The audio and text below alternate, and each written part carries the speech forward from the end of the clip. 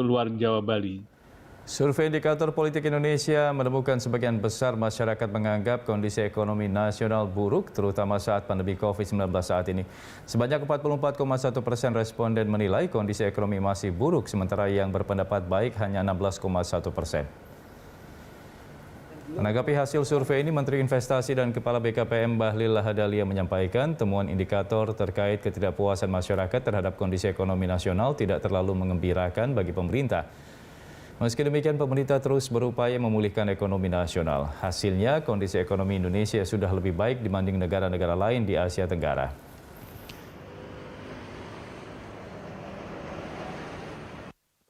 Coba kita lihat, di kuartal keempat, pertumbuhan ekonomi kita di 2020 itu minus 0,75.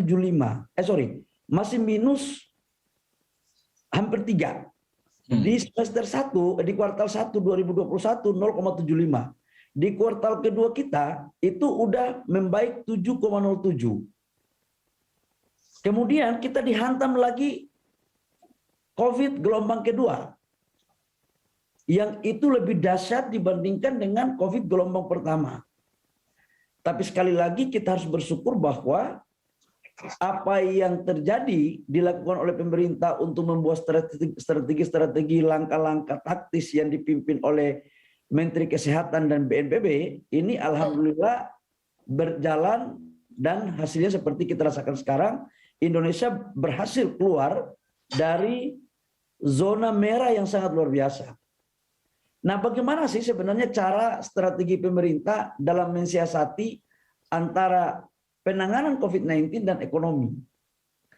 Dari awal Bapak Presiden mengarahkan kepada kami, kepada seluruh Kementerian Ekonomi, bahwa kita menangani COVID ini ada dua, ada gas dan rem. Remnya ini adalah persoalan bagaimana kita mengatasi pandemi COVID.